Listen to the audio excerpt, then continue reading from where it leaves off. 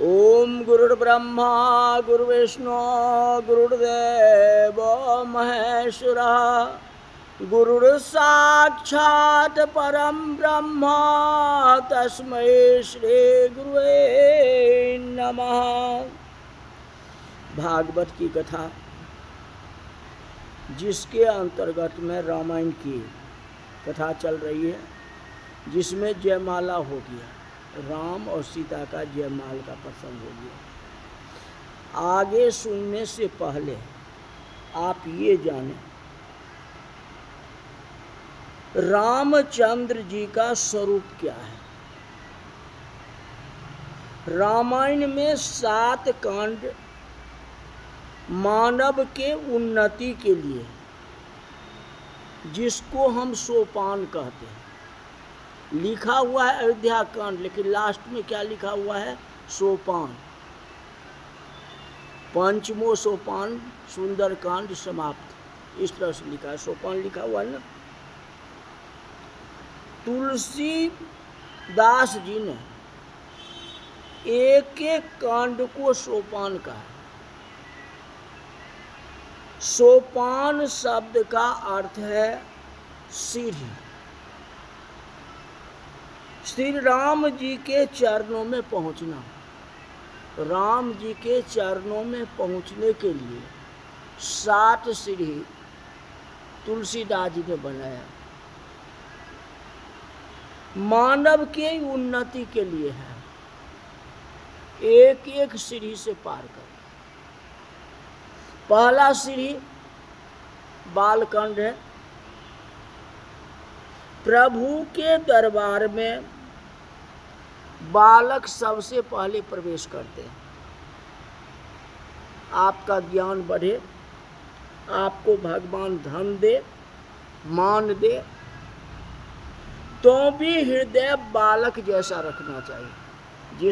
जिस तरह से बालक होता है, उसी तरह का हृदय रखना चाहिए। बालक निर्वाण और निर्मोह होता है।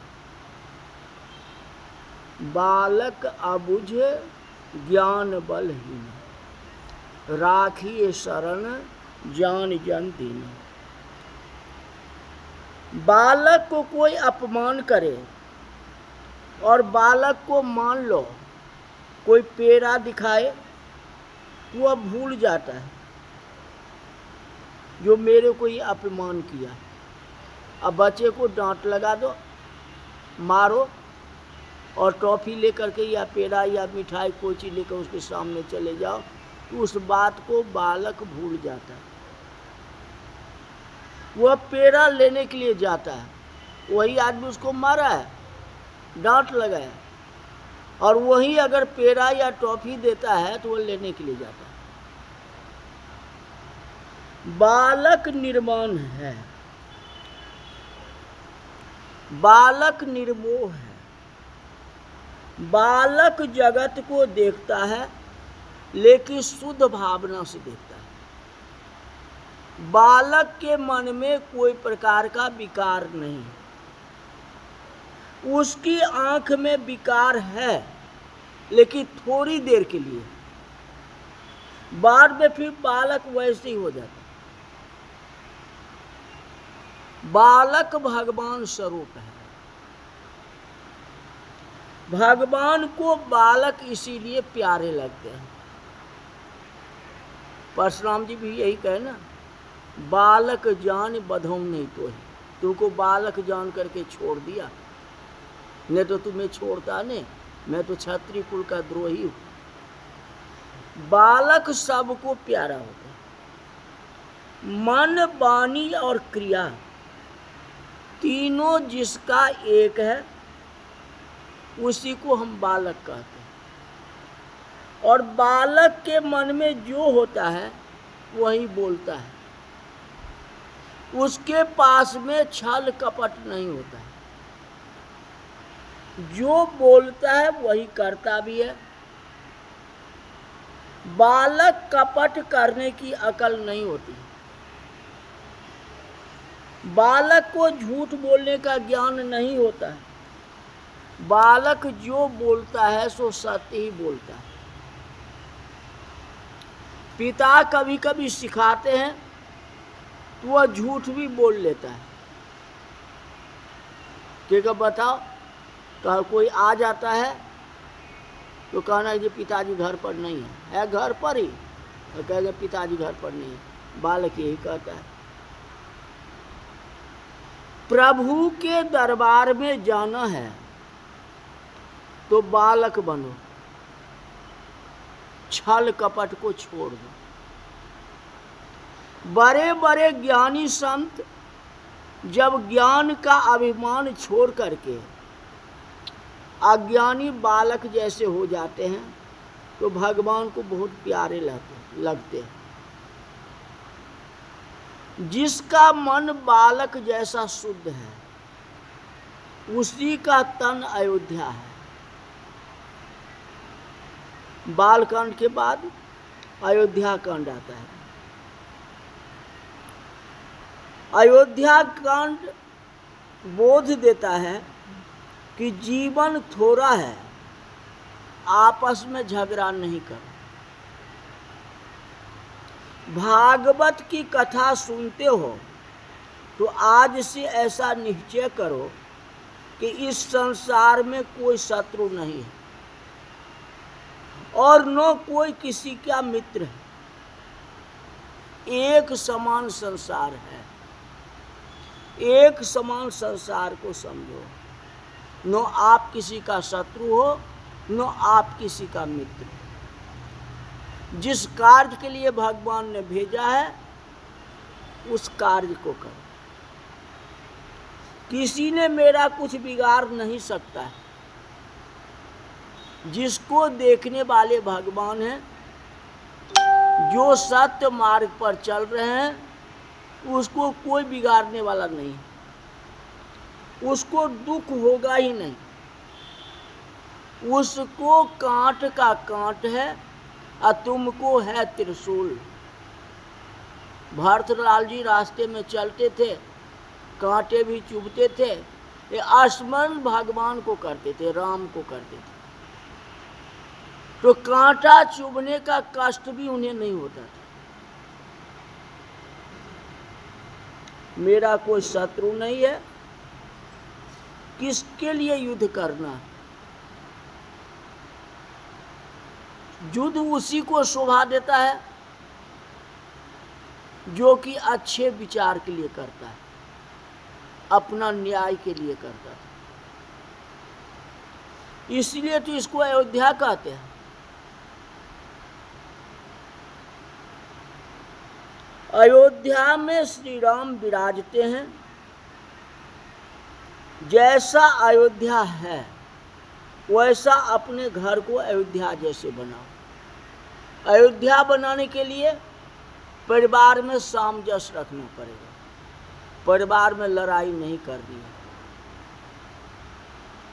आज भगवान राम वनवास नहीं जाते तो अयोध्या नहीं कहा जाता। पिता ने आज्ञा दी है ना, या माता ने आज्ञा दी है ना, अब बेटा कहे मैं तुम्हारी बात नहीं मानता हूँ, मैं वनवास नहीं जाऊँगी, तो क्या कर लेते दशरथ जी? अब क्या कर लेती कैकेयी? वह जाने के लिए तैयार नहीं था।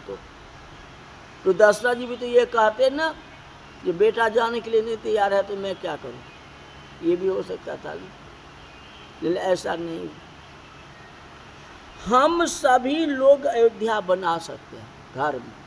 घर में जो सम्मत से बात बोली जाए, कोई अगर विचार देता है तो विचार को पास कर देना चाहिए कि घर का कोई मेंबर सही बोल रहा है ना, कोई गलत तो नहीं बोल रहा है।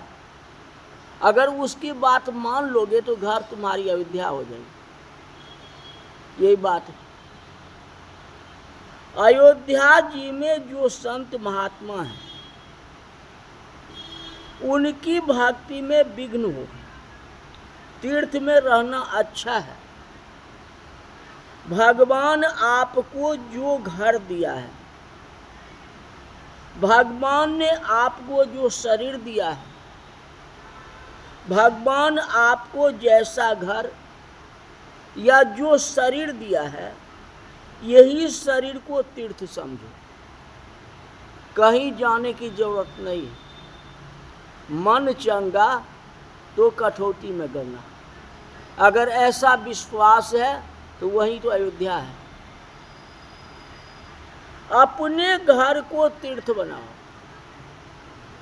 आपके घर में जो आए उसको मन पवित्र हो जाए, खुश हो जाए, आपके घर को देख करके, आपके परिवार को देख करके वह खुश हो जाए।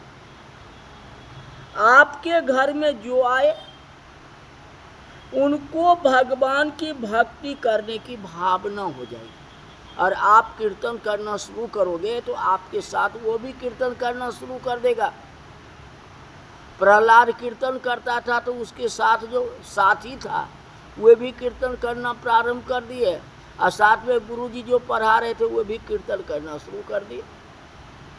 तो आप ऐसा घर बनाओगे तब ना। अपने घर को तीर्थ बनाओ, कभी युद्ध न करो। 5 उंगली बराबरी नहीं होती है, थोड़ा ऊंचा नीचा हो ही जाएगा, और उसको मान लोगे तो वही घर आपका तीर्थ हो जाएगा। रामायण के 7 कांड हैं। 6 कांड में युद्ध की कथा आती है। 6 कांड में युद्ध की कथा आती है, किंतु एक अयोध्या कांड ऐसा है जिसमें युद्ध नहीं हुआ, लड़ाई नहीं हुआ। कितनी भयंकर बात मंथरा बोली। केकई ने मंथरा की भी बात मान लिया। अब कहे ना 5 उंगली बराबरी नहीं होती है, चाहे कुछ लोभ दे दिया, केकई मान ली ना। केकई दशरथ जी को है तो दशरथ जी को भी मानना पड़ा ना, लड़ाई नहीं ना हुई। किसी को इतना बड़ा राज मिल जाएगा, अयोध्या जैसा राज मिल जाएगा, तो राज छोड़ के भाई के पीछे पीछे चलेगा कि अपना राजगद्दी पर बैठेगा। तो भरत कैसे हुए? लेकिन कहीं युद्ध नहीं हुआ, जबकि इतनी बातें हो गई। इतनी बात होने के बाद भाई भाई में लड़ाई नहीं हुआ, पति पत्नी में लड़ाई नहीं हुई, मंथरा से भी लड़ाई नहीं हुई। शत्रुघ्न थोड़ा डांट ही लगाएंगे, और कोई अपराध करेगा थोड़ा डांट तो लगाना ही पड़ेगा, हाँ, चाहे कुछ भी हो। ले भरत जी संभाल लिए ना। भरत दयानिधि दीन छड़ाए, है कि नहीं? युद्ध नहीं हुआ। बालकांड में युद्ध की कथा है। विश्वामित्र जी जग का रक्षण किया तो सुनी मारीच निशाचर द्रोह। मारीच दौड़ता हुआ है ना, तो थोड़ा सा युद्ध हुआ ना, राक्षसों के साथ युद्ध हुआ ना। आरण्य कांड में युद्ध की कथा है, किष्किंधा में भी है, सुंदर कांड में है, लंका कांड में है। उत्तर कांड में भी युद्ध की कथा नहीं आती। अयोध्या और उत्तर दोनों कांड में युद्ध की कथा नहीं। दोनों कांड जो है अयोध्या ही है। अयोध्या में कभी युद्ध नहीं हुआ है, यही बात है।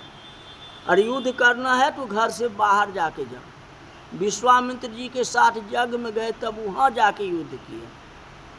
अयोध्या में कोई युद्ध नहीं हुई। प्रत्येक कांड में युद्ध का वर्णन है। एक अयोध्या कांड ऐसा है यहाँ युद्ध का वर्णन नहीं। उत्तर कांड में भी युद्ध का वर्णन है। वो गरुड़ जी वाला जो कथा है जिसमें संक्षिप्त में राम कथा सुनाए है, तो उसमें तो आया ना रावण को मारे, फलाने को मारे, ये तो कहे ना, कुछ तो आया ना, लड़ाई की बातें हुई ना, उत्तरकांड में आया ना। लेकिन अयोध्या कांड में कहीं युद्ध का नहीं है, चर्चा नहीं की गई। उत्तरकांड में की गई है, मैंने वर्णन किया शुरू से लास्ट तक। लेकिन अयोध्या कांड में युद्ध का वर्णन नहीं हुआ है, इसीलिए उसको अयोध्या कहते हैं। जगत के एक भी जीव के लिए मन में कुभाव आए तो मन बिगड़ जाता है, भक्ति में विघ्न आता है। बैर का त्याग करो,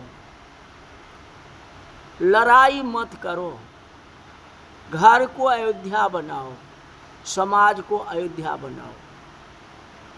यही हमारा जो है अयोध्या कांड का बोध होता है। तो आज की कथा यही तक रही। बोल जा रामचंद्र भगवान की जय।